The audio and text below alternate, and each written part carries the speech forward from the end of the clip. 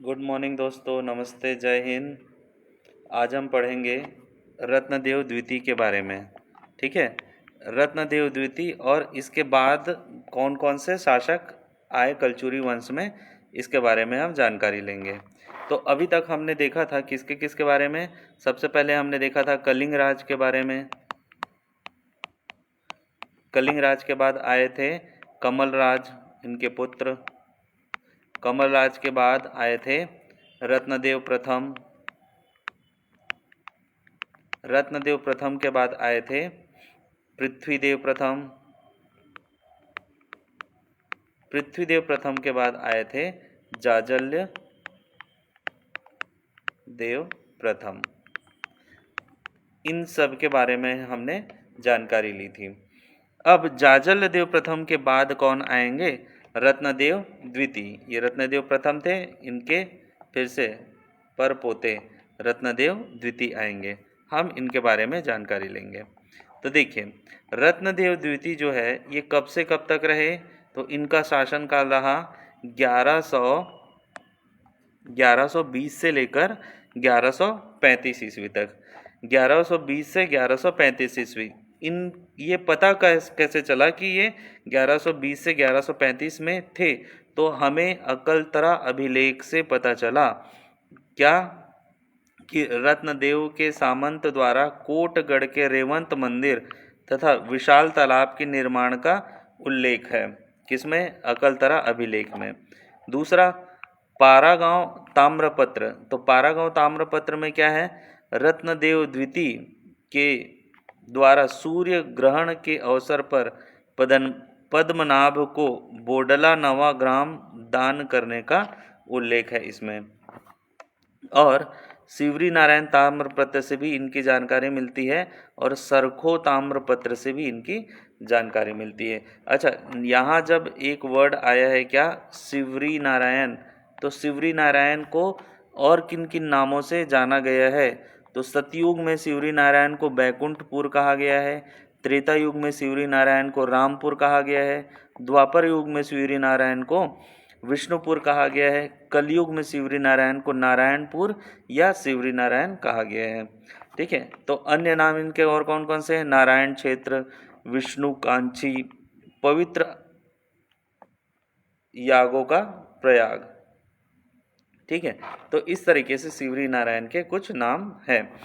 अच्छा, ये प्रचलन में क्या था? इनके प्रचलन में क्या था? तो इन्होंने भी अपने पिता के समान त्रिपुरी के कलचुरियों की अधीनता को स्वीकार करते हुए स्वर्ण व चांदी के सिक्के जारी करवाए थे।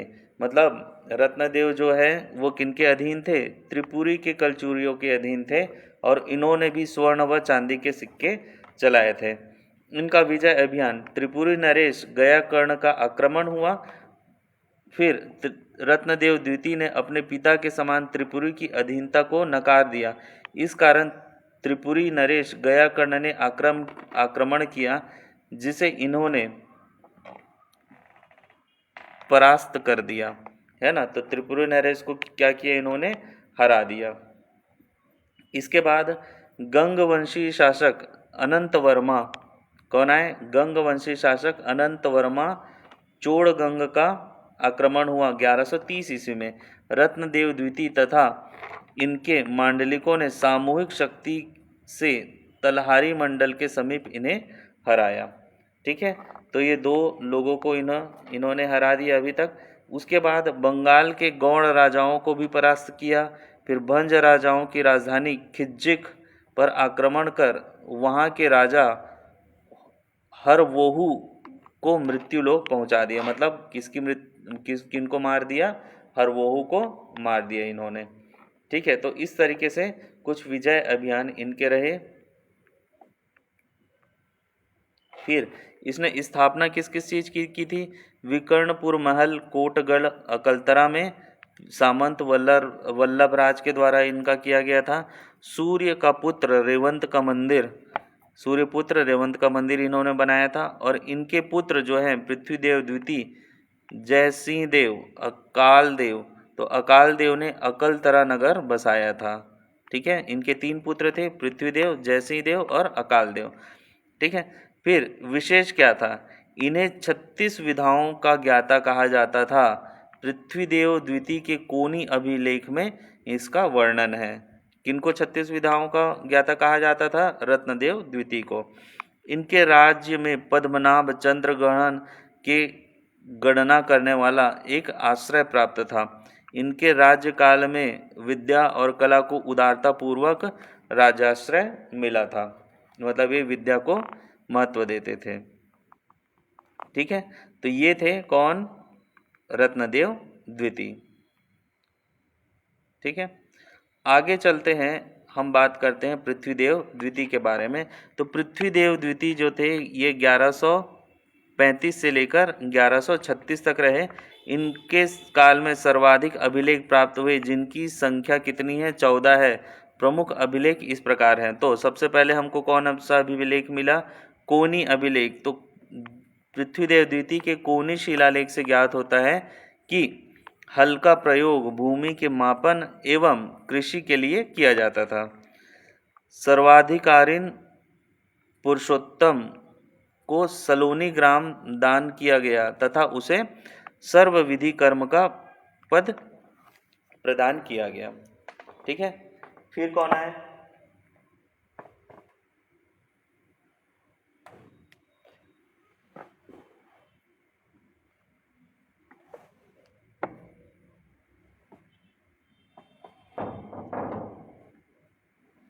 फिर क्या हुआ इसमें कि कोनी लेख में पशुपालन पर प्रकाश नहीं पड़ता है, किंतु काशल नामक पशु चिकित्सक का वर्णन है इसमें।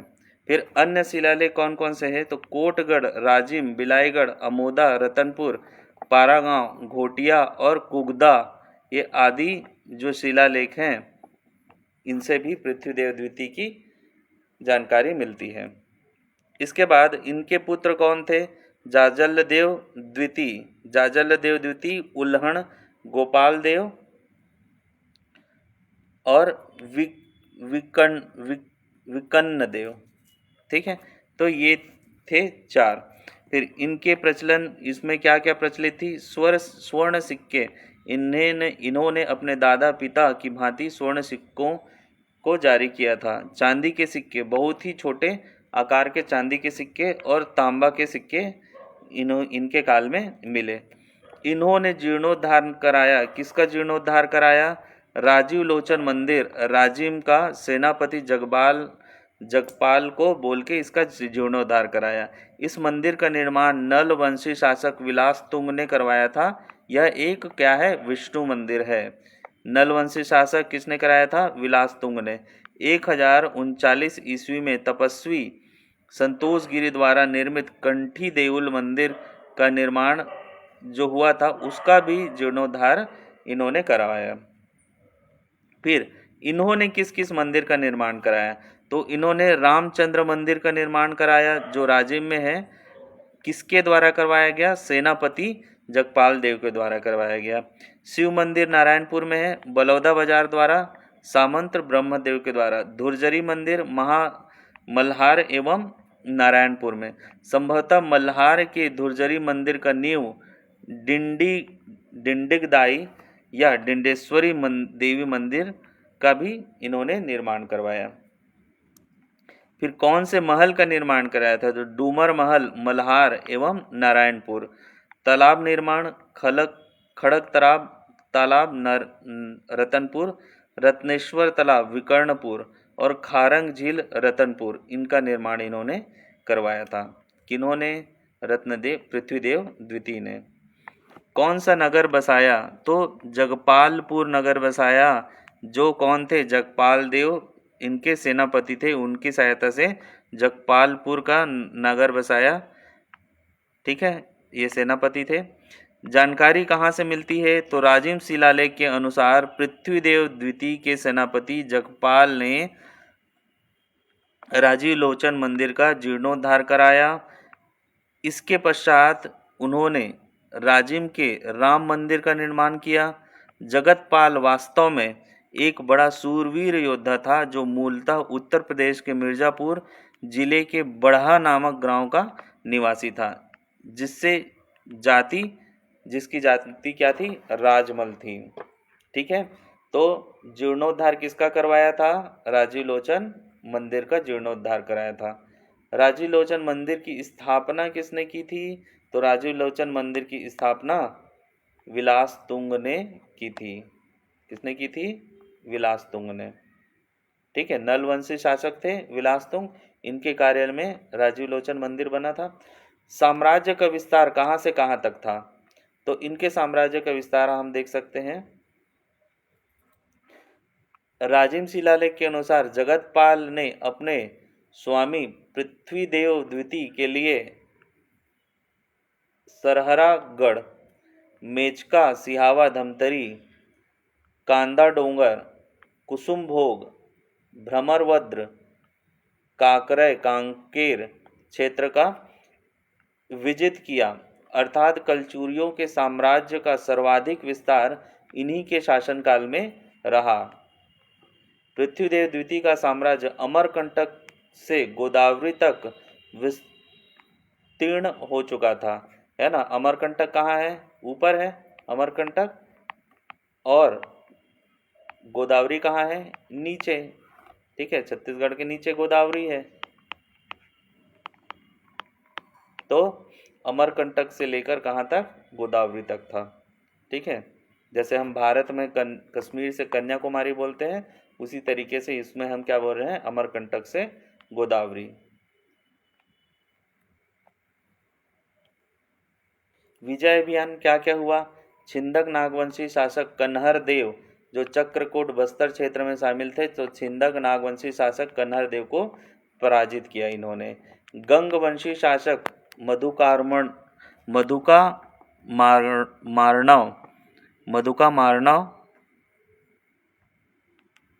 मधुकामार्णव को चक्रकोट की पराजय से भयभीत होकर गंगवंशी शासक अनंत वर्मा चोड़गंग ने अपना साहस खो दिया। इसी समय इसकी मृत्यु हो गई और इसका पुत्र जटेश्वर मधुकार्णव गंग वंश की गद्दी पर बैठा। सामंत ब्रह्मदेव के साथ मिलकर पृथ्वीदेव द्वितीय ने गंग वंशी शासक जटेश्वर मधुकार्णव को पराजित कर कैद कर लिया, और इसकी जानकारी हम कहाँ मिलती है, बादल महल अभिलेख एवं रत्नदेव तृतीय के खरौत अभिलेख से मिलती है। ठीक है, इसके बाद हम देखेंगे जाजल्य देव द्वितीय के बारे में। ठीक है, अब कौन आएंगे, जाजल्य देव द्वितीय। जाजल्य देव द्वितीय का काल कब से कब तक रहा, 1166 से 1168, मतलब ये कुल मिलाकर केवल 2 साल 2 वर्ष ही शासन कर पाए। ठीक है, उपाधि, किसकी उपाधि मिली, तुम्माणाधिपति, शिलालेख से प्राप्त जानकारियों के अनुसार। अमोदा ताम्रपत्र में क्या जानकारी मिली है इनकी, अमोदा ताम्रपत्र लेख में वर्णित है कि थीरू या धीरू नामक एक व्यक्ति ने जाजल्य देव द्वितीय को बंदी बना लिया था, है ना। और मल्हार अभिलेख में हमको क्या मिलता है, इसमें पातालेश्वर केदारेश्वर मंदिर बनवाने का अभिलेख है। शिवरी नारायण और समडिल ताम्रपत्र में भी इनकी जानकारी मिलती है। मंदिर निर्माण, कौन कौन से मंदिर का निर्माण करवाया था इन्होंने, तो चंद्रचूर्ण मंदिर शिवरी नारायण में, और ये किसके द्वारा करवाया गया था, कल्हण देव, अल्हण देव और उल्हण देव, पृथ्वीदेव द्वितीय के पुत्र थे। इन तीनों के द्वारा चंद्रचूर्ण मंदिर शिवरी नारायण की निर्माण करवाया गया था। ये कौन से नदी के तट पर है, तो महानदी के तट पर है शिवरी नारायण। ग्राम दान, कौन सा गांव का दान किया, कुमारपाल द्वारा मंदिर के रखरखाव के लिए इसको दान किया गया। फिर पातालेश्वर मंदिर, महादेव मंदिर, मल्हार में पातालेश्वर महादेव मंदिर का निर्माण कराया। सोमराज नामक एक ब्राह्मण द्वारा इसको किया गया, जो कुमेटी ग्राम के निवासी थे। 1167 से 1168 ईस्वी में जाजल्य देव द्वितीय रहे, और मूल नाम इनका क्या था, केदारेश्वर। आक्रमण, इनके शासनकाल में त्रिपुरी के शासक जयसिंह ने रतनपुर पर आक्रमण किया, जो असफल रहा। यह युद्ध शिवरी नारायण के समीप हुआ। इस युद्ध में अल्हण देव जाजल्य देव का सहयोग करते हुए वीर गति को प्राप्त हुए। है ना। अल्हण देव जो इनके पुत्र थे, अल्हण देव, उल्हण देव, है ना, ये सारे पुत्र थे, तो उसमें से अल्हण देव की मृत्यु हो गई इसमें।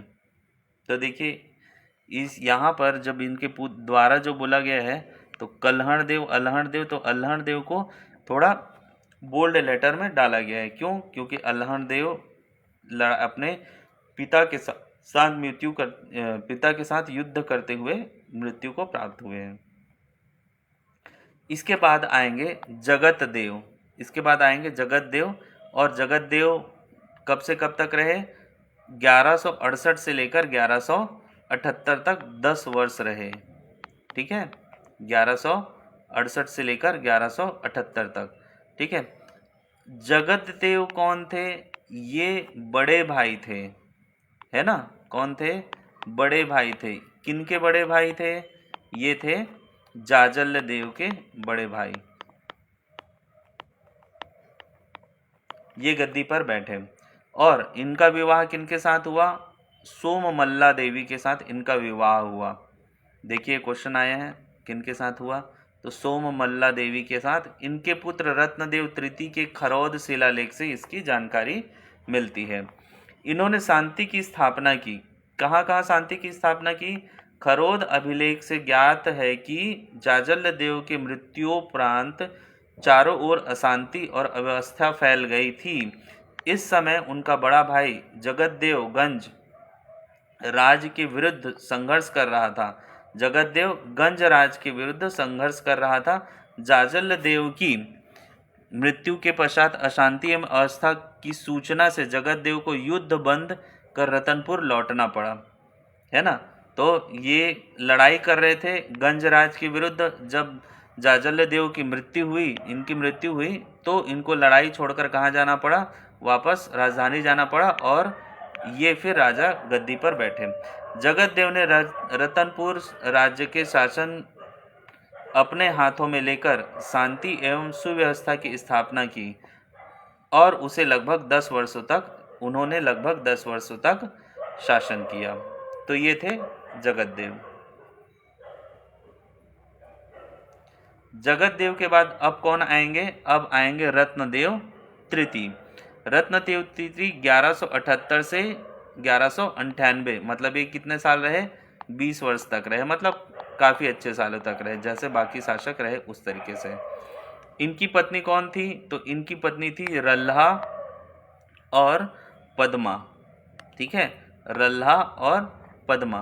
तो पद्मा खरौद शिलालेख के अनुसार मिलता है। फिर जानकारी कहाँ से मिलती? खरौद और पासीद से। इनके सेनापति कौन थे? तो सेना थे गंगाधर राव। खरौद शिलालेख से यह जानकारी मिलती है कि इनके शासनकाल में भीषण अकाल पड़ा था, जिसके कारण दुर्भिक्ष से अव्यवस्था फैल गई थी। किनके शासनकाल में? रत्नदेव तृतीय के शासनकाल में क्या फैल गया था? बहुत ज़्यादा अकाल फैल गया था, है ना, और दुर्व्यवस्था फैल गई थी। इस संकटापन्न स्थिति में राजा रत्नदेव तृतीय ने गंगाधर ब्राह्मण को अपना मंत्री बनाया, जिसने सूझबूझ और योग्यता से राज्य की प्रशासनिक व्यवस्था को सुव्यवस्थित किया। इन्होंने किसका जीर्णोद्धार कराया? लखनेश्वर मंदिर जो खरौद में है एवं मंडप का निर्माण कराया सेनापति गंगाधर राव के द्वारा। शौरी या सबरी मंदिर खरौद मंडप का, इसका भी निर्माण करवाया। और कौन कौन से मंदिर का निर्माण करवाया? पुराराती मंदिर रतनपुर, लखनी देवी एक वीरा मंदिर रतनपुर, है ना। स्थान कहाँ है? एक वीरा की पहाड़ी पर है। और किसके द्वारा? सेनापति गंगाधर राव के द्वारा करवाया गया वर्ष 1179 में।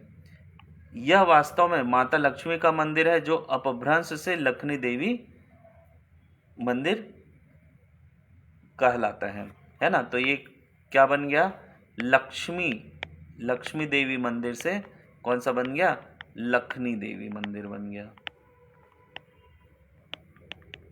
ठीक है, लक्ष्मी देवी से क्या बन गया? लखनी देवी। ठीक है। इसके बाद फिर आए प्रतापमल। प्रतापमल ने क्या किया? 1198 से 1222 तक रहे, मतलब ये भी रहे 24 वर्षों तक। इनकी मुद्रा बालपुर 12 तांबे के सिक्के प्राप्त हुए। बालपुर से 12 तांबे के सिक्के प्राप्त हुए। तांबे के गोल एवं षटकोणी सिक्के जारी किए गए जिन पर सिंह तथा कटार की आकृति अंकित है। इनके सामंत कौन थे? जसराज और यशोराज, ये 2 सामंत थे। इनका ताम्रपत्र कहाँ से मिला? पेंड्राबंद कलचुरी संवत 965 और 1112 ईस्वी में। कोनारी कलचुरी संवत 968 और 1216 ईस्वी में का ताम्रपत्र मिला। बिलाईगढ़ से 2 ताम्रपत्र प्राप्त हुए जो 1217 ईस्वी का था। पवनी ताम्रपत्र भी मिला। फिर विशेष क्या है? तो विशेष है इन्होंने कलचुरी संवत का अंतिम बार प्रयोग किया था। इनके कार्यकाल में गंग नरेश अनंग भीम तृतीय का आक्रमण हुआ था जिससे कलचुरी वंश का प्रबल प्रघात पड़ा और छिन्न भिन्न हो गए। इसके बाद अंधकार युग आता है। अंधकार युग मतलब प्रताप मल्ल के बाद 200 वर्ष तक शासनकाल की जानकारी नहीं मिलती, जिसके कारण इस समय अंधकार युग की संज्ञा दी गई है।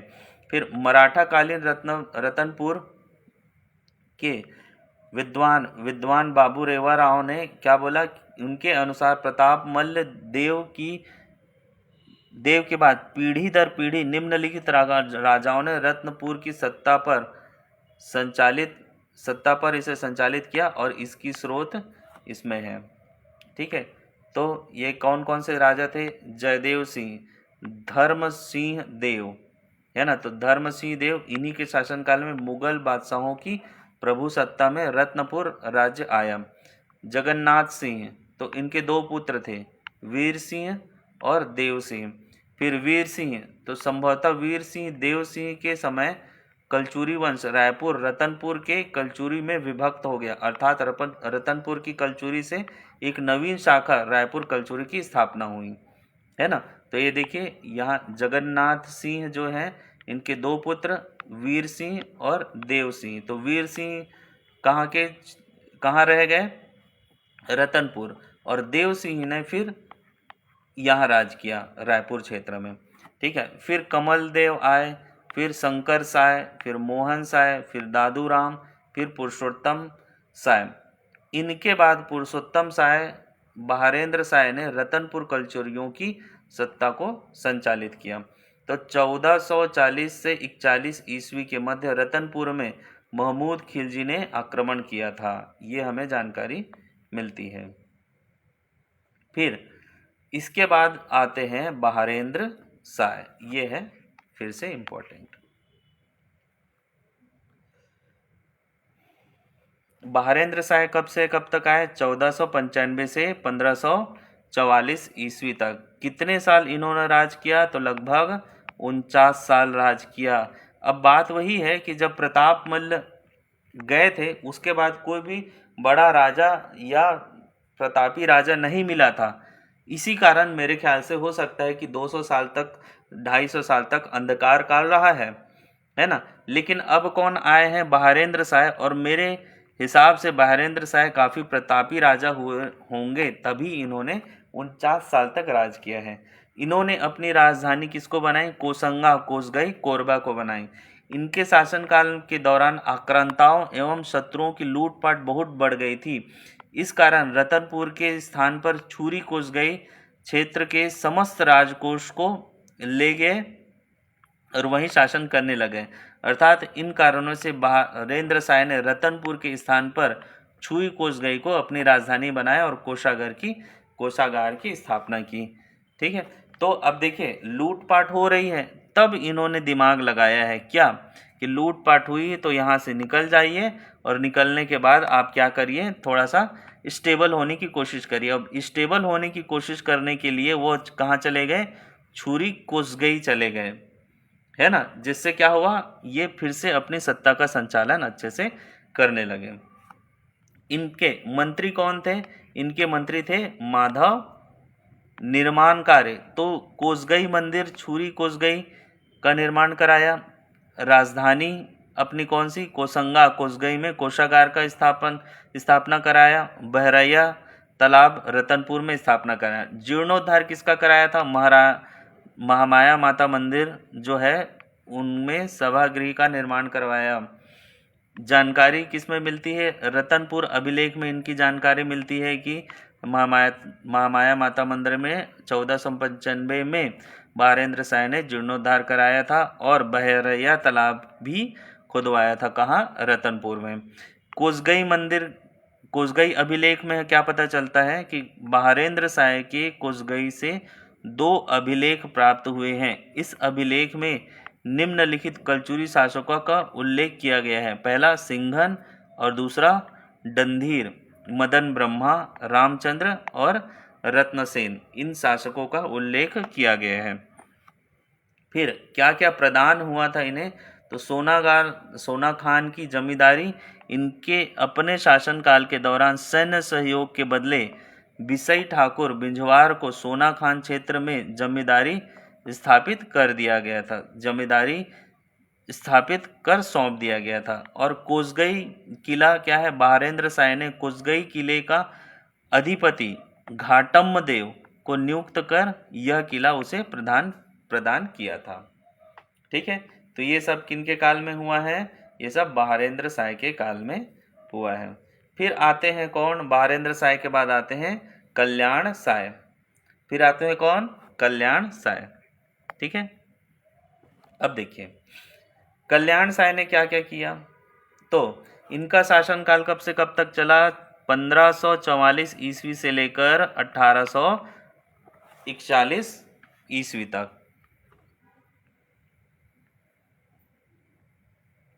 देखिए ये 1544 तक रहे। अब यहाँ देखिए 1544 से 1881, मतलब 1544 मतलब कौन थे? शेर शाह सूरी, है ना। फिर 1554 में कौन आए? जहांगीर। मतलब कहीं ना कहीं बाबर जहांगीर। फिर कौन आएंगे? 1559 में 59 में आएंगे आपके कौन? 1559 में आएंगे आपके अकबर, है ना।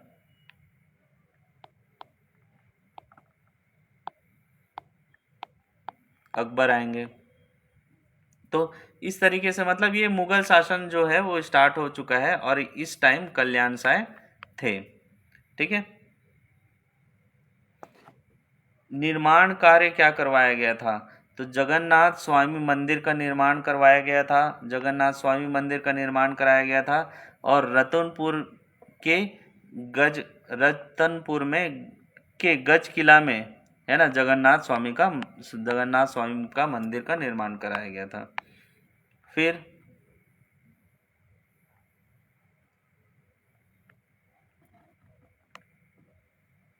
लालपुर नगर की स्थापना इन्होंने करवाई थी, जिसे कल्याणपुर भी कहा जाता है। लालपुर या कल्याणपुर। मुगल दरबार इन्होंने मुगल दरबार में 8 वर्षों तक अपनी सेवा दी, जिसकी जानकारी विभिन्न स्रोतों से प्राप्त होती है। ठीक है, बाबू रेवाराम के अनुसार बाबू रेवाराम की पांडुलिपि में कल्याण शाह का उल्लेख किया गया है, जिसमें यह कहा गया है कि कल्याण शाह और मंडला के राजस्व अधिकारी के मध्य राजस्व संबंधी विवाद हो गया था, जिसके कारण तत्कालीन मुगल शासक अकबर ने उसे अपने दरबार में बुला लिया और 8 वर्षों तक अपने दरबार में रखकर राजस्व संबंधी प्रक्रिया से अवगत कराया। तत्पश्चात उन्हें रतनपुर क्षेत्र वापस भेज दिया, किंतु यह किस प्रमाण के आधार पर लिखा गया है यह नहीं कहा जा सकता। ठीक है, फिर इन्हीं के टाइम गोपल्ला गीत के अनुसार वही दूसरी ओर छत्तीसगढ़ में प्रचलित गोपल्ला गीतों में कल्याण शाह का दिल्ली जाना जहांगीर के समय हुआ ऐसा बतलाया जाता है। इसका वर्णन इस प्रकार है: बड़े राजा कल्याण शाह दिल्ली की सेवा जाए, धुनी बैठे वाच्छाय मतलब बादशाह, लेकर बेटा शाहजहां शाहजहां, है ना। तो इस वाले जो एक कविता जैसा है गोपाला गीत, उसमें पता चलता है कि गोपाला गीत में कल्याण साय कहाँ जा रहे हैं, दिल्ली जा रहे हैं बादशाह से मिलने। और बादशाह कौन है, शाहजहां। ठीक है। इसके बाद आते हैं आपके जहांगीर। तो जहांगीर ने अपनी आत्मकथा में क्या लिखा, जहांगीर की आत्मकथा के अनुसार, जहांगीर की आत्मकथा तुजुक ए जहांगीर के अनुसार कल्याण साय का दिल्ली प्रवास जहांगीर के शासनकाल में हुआ था। इस आत्मकथा में निम्न विवरण उल्लेखित है। शनिवार तारीख 25 खुदराह को मेरा पुत्र परवेज इलाहाबाद से आया और मेरे सामने दंडवत करके 2000 मोहरे और 2000 रुपये नजराना पेश किया और एक हीरा भेंट किया। वह रतनपुर के राजा कल्याण साय को लेकर मेरे पास आया था।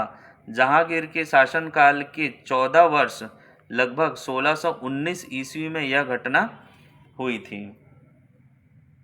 ठीक है। तो ये जहांगीर की आत्मकथा में लिखा हुआ है। फिर जहांगीर के अनुसार तुजुके ए जहांगीर के अनुसार जहांगीर नामक और जहांगीर के पुत्र परवेज ने कल्याण साय के विरुद्ध सेना भेजी। कल्याण साय को जहांगीर के सामने पेश किया जो रतनपुर का जमींदार था। वहीं कल्याण साय ने जहांगीर को नजराने में 80 हाथी और 1 लाख रुपए भेंट किए थे। अब देखिए, जब छत्तीसगढ़ की बात हो रही है तो छत्तीसगढ़ में इनको हम क्या मान रहे हैं, कल्याण साय को हम राजा मान रहे हैं, है ना, कलचुरियों का राजा मान रहे हैं। लेकिन अब जब जब जहांगीर अकबर की बात आ रही है तो वो राजा ना हो के क्या हो गए, जमींदार बोल दिए गए, रतनपुर के जमींदार, है ना। फिर इसके बाद शिवदत्त शास्त्री के इतिहास के अनुसार अप्रकाशित है जो गोपाल राय जो गोपल्ला वीर कहलाता था, राजा कल्याण साय को जहांगीर बादशाह के दरबार की हाजिरी से मुक्ति दिलाने हेतु दिल्ली गया। वहां उसने अपनी पहलवानी के करतब दिखाकर अपने राजा को केवल वापस ही नहीं लाया वरन टकोली भी माफ करा ली, खिल्लत आदि दिलवाकर उनका मान मर्तबा बढ़वाया। फिर राजस्व सुधार क्या क्या हुआ था उनके काल में, जमाबंदी प्रणाली आई थी और राजस्व पुस्तिका का चलन हुआ था। ठीक है। किनके काल में, कल्याण देव के काल में।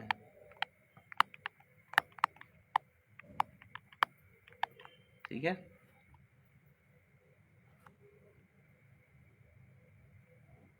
इनके काल में रतनपुर और रायपुर के 18 गढ़ अर्थात छत्तीसगढ़ के प्रशासन का उल्लेख है ना, इन्हीं के काल में, कल्याण देव के काल में। उससे पहले छत्तीसगढ़ की संकल्पना शायद नहीं हुई थी।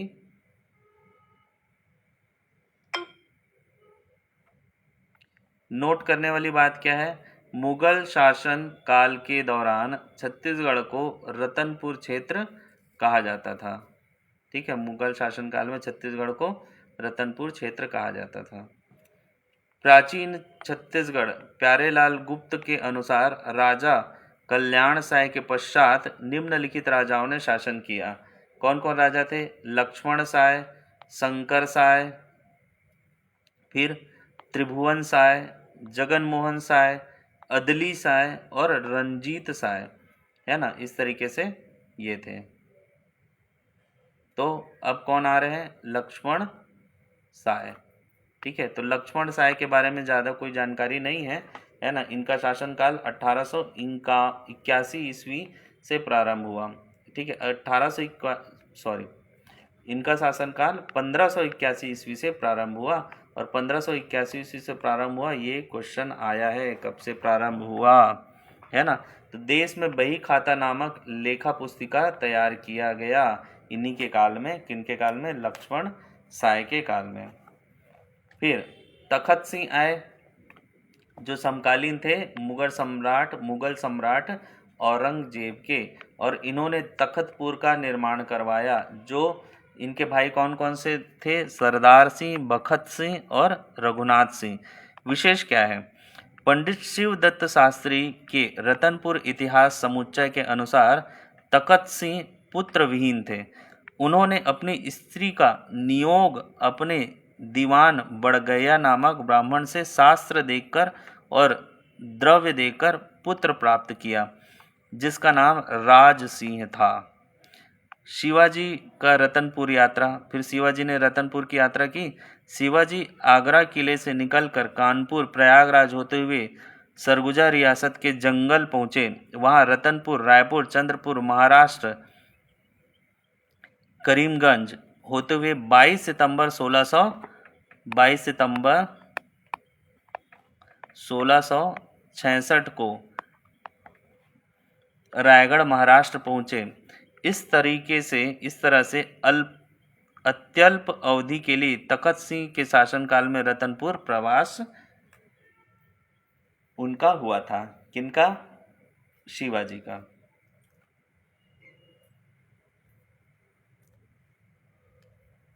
इसके बाद आए राज सिंह 1689 से 1712। इनका विवाह किनके साथ हुआ? दिव्यपुरी, सुवंश कोरी और कजरी देवी। ठीक है, इन तीनों के साथ राज सिंह का विवाह हुआ था। इन्होंने कौन सा नगर बसाया? राजपुर, जूना शहर रतनपुर के जो समीप है ये नगर बसाया। इन्होंने अपनी पत्नी कजरी देवी के अनुरोध पर राजपुर शहर बसाया और वहीं बादल महल बनवाया, जिसे सतखंडा महल के नाम से जानते हैं। ये देखिए कजरी देवी, अब ये छोटी थी, है ना, मतलब देखने से तो पता चलता है कि दिव्यपुरी बड़ी होगी, फिर सुवंश कोरी उससे छोटी और कजरी देवी उससे छोटी।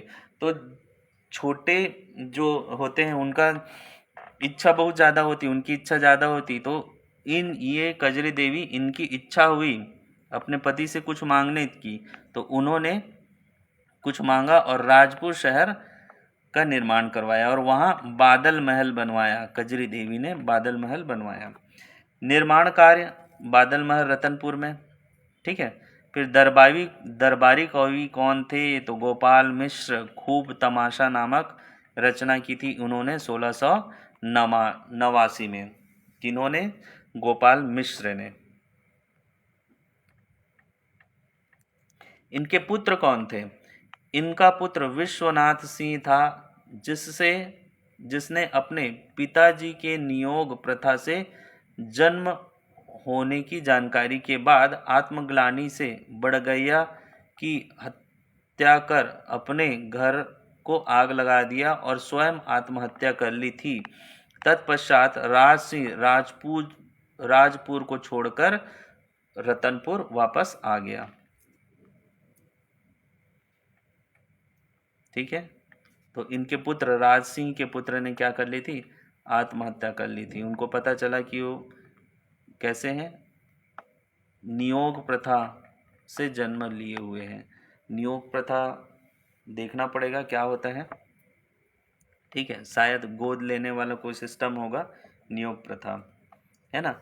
राज सिंह अब पुत्र विहीन हो गया, जिसके कारण रायपुर कलचुरी राजकुमार मोहन सिंह को शासन सौंपने का वादा किया गया था, किंतु राज सिंह की मृत्यु के समय मोहन सिंह के शिकार पर जाने के कारण राज सिंह के चाचा सरदार सिंह शासक बने और मोहन सिंह को 1741 में रघुनाथ सिंह के पराजय के समय मोहन सिंह अनुपस्थित थे, जिसके कारण उन्हें दूसरे बार भी सत्ता प्राप्ति नहीं हो सकी।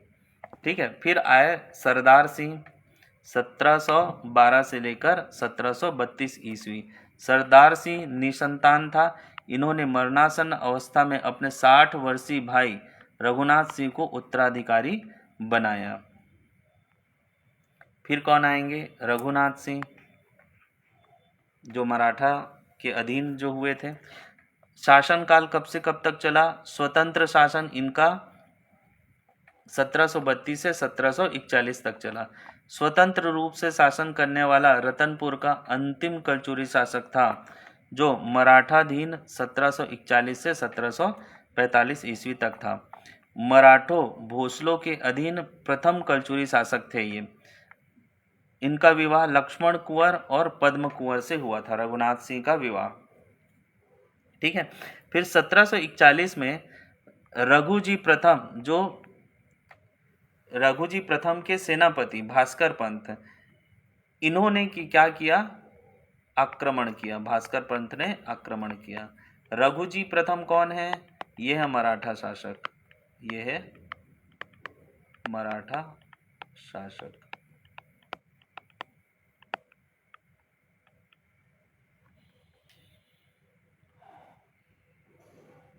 अब देखिए कुछ कारण हैं इनके पतन के, ये लिखा हुआ है। 1741 में भोसला शासक रघुजी प्रथम के सेनापति भास्कर पंत ने ओडिशा अभियान के दौरान आक्रमण किया। मराठा सेना के द्वारा तोप से महल के हिस्से को नष्ट कर दिया गया था। रघुनाथ सिंह के रानियों ने सफेद ध्वज फहराकर संधि की। रघुनाथ सिंह अपने पुत्र की मृत्यु से अत्यंत दुखी था, है ना। रघुनाथ सिंह भी अपने पुत्र की मृत्यु से दुखी था। एक तो ये राज सिंह के काल में एक हुआ था नियोग प्रथा, पता चला था, है ना, जिसे इनके पुत्र राज सिंह के पुत्र ने आत्महत्या कर ली थी, ये हमने देखा था, है ना। किसने? विश्वनाथ सिंह, राज सिंह का पुत्र विश्वनाथ सिंह, इन्होंने आत्महत्या कर ली थी। तो आत्महत्या करने के कारण ये पुत्रविहीन हो गए थे राज सिंह। तो पुत्रविहीन हुए थे तो सरदार सिंह को पुत्र मिला, शासन मिला था। ठीक है। अब जब रघुनाथ सिंह को शासन मिला था तो ये भी पुत्रविहीन हो गए थे, है ना। इनकी पुत्र के मृत्यु के कारण ये अत्यंत दुखी थे, जिसके कारण रघुनाथ सिंह राजकीय कार्यों पर ध्यान नहीं देते थे। इस कारण जब मराठा सेना का आक्रमण हुआ तो बिना युद्ध किए आत्मसमर्पण इन्होंने कर दिया। परिणामतः सहजता व सरलता से रतनपुर मराठों का कब्जा हो गया, रतनपुर पर मराठों का कब्जा हो गया। रघुनाथ सिंह की टूटी मानसिकता और उदासीनता के कारण भोसलों को बिना युद्ध किए रतनपुर साम्राज्य मिल गया और प्रबल प्रतापी है वंशी राजा का इतिश्री हो गया, मतलब समाप्त हो गया। 1741 में पराजित होने के बाद मराठों के अधीन प्रशासक वे बने रहे, जिसे 1745 तक 45 ईस्वी में अपदस्थ कर भोसला शासक रघुजी प्रथम ने मोहन सिंह को प्रशासक के रूप में उन्हें नियुक्त किया। फिर आगे देखते हैं। अब हमने देखा था रघुनाथ सिंह को किसने, भास्कर पंत ने हराया था, जो भोसला शासक रघुजी प्रथम के सेनापति थे। बंगाल विजय अभियान के दौरान रतनपुर राज्य में कलचुरी शासक रघुनाथ सिंह के समय 1741 ईस्वी में आक्रमण किया। इसमें सफलतापूर्वक रतनपुर पर अधिकार कर लिया। भास्कर पंत ने रघुनाथ सिंह के संपूर्ण खजाने को लूट कर 1 लाख जुर्माना लगा दिया। भास्कर पंत ने आक्रमण के समय मोहन सिंह फिर अनुपस्थित थे, है ना। भास्कर पंत के आक्रमण के समय मोहन सिंह फिर अनुपस्थित थे। इस कारण मोहन सिंह के नाम पर विचार न हो पाया और भोसला मराठों के अधीन प्रशासक के रूप में रघुनाथ सिंह को रतनपुर का शासन करने पर अधिकार दिया गया। भास्कर पंत ने मराठा हितों को देख रेख के लिए कल्याणगिरी गोसाई में अपना मुख्तियार प्रतिनिधि बनाया। रघुनाथ सिंह एवं कल्याण सिंह गोसाई के मध्य मतभेद होने के कारण कुछ समय पश्चात कल्याणगिरी गोसाई को निकाल दिया गया। मोहन सिंह ने रतनपुर की सत्ता की लालसा से बलवा मचाने का प्रयास किया, किंतु उन्हें सफलता नहीं मिली। इससे क्षुब्ध होकर मोहन सिंह नागपुर चला गया और रघुजी प्रथम की सेवकाई करने लगा। फिर 1745 ईस्वी में रघुजी प्रथम ने द्वितीय बंगाल अभियान के दौरान रतनपुर पर पुनः आक्रमण किया और रघुनाथ सिंह को अपदस्थ कर मोहन सिंह को रतनपुर का शासन सौंप दिया। फिर भास्कर पंत की 1744 से 1745 में बंगाल अभियान से वापस लौटते समय अली वर्दी खां द्वारा धोखे से उन्हें मनकुटा नामक ग्राम में हत्या कर दी गई। तो भास्कर पंथ फिर यहीं समाप्त हो गए। फिर आएंगे मोहन सिंह, है ना। रघुनाथ सिंह को हटाकर कौन आ गए? मोहन सिंह। अब मोहन सिंह 1745 से 1757 तक रहे और इनकी मृत्यु 23 जनवरी 1757 को रतनपुर में हुई और मराठों के अधीन ये अंतिम कलचुरी शासक रहे।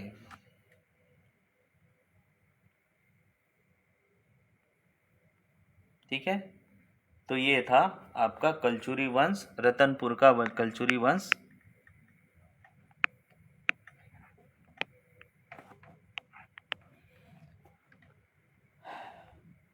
मोहन सिंह अंतिम शासक, कब से कब तक? 1745 से 1757। कलचुरी वंश मराठों के अधीन सबसे अंतिम शासक मोहन सिंह। कलचुरी वंश मराठों के अधीन प्रथम शासक रघुनाथ सिंह। ठीक है, इससे पहले कौन थे? सरदार सिंह। उससे पहले राज सिंह, उससे पहले तखत सिंह, उससे पहले लक्ष्मण साय, उससे पहले कल्याण साय, उससे पहले बहारेंद्र साय, उससे पहले अंधकार युग 250 साल का, उससे पहले प्रताप मल्ल, उससे पहले रत्नदेव तृतीय, जगतदेव जाजलदेव द्वितीय, पृथ्वीदेव द्वितीय, रत्नदेव द्वितीय, जाजलदेव प्रथम, पृथ्वीदेव प्रथम, रत्नदेव प्रथम, कमलराज और सबसे पहले कलिंगराज। तो ये था रतनपुर की शाखा, ये जो है रतनपुर के कलचुरी शाखा के प्रमुख शासक। रतनपुर के कलचुरी शाखा के कौन? ये प्रमुख शासक इतने हैं, जिसे हमें बार बार देखना है, जिससे हमको इनके बारे में अच्छे से याद हो जाएगा। ये देखिए, ये वाला पेज देखे थे हम, है ना। और इसी में सारे जो शासक हैं उनके बारे में ध्यान से हमने देखा। ठीक है, तो चलिए इस क्लास को यहीं अंत करते हैं। इसके बाद हम इसको रिवाइज भी करेंगे। Thank you so much.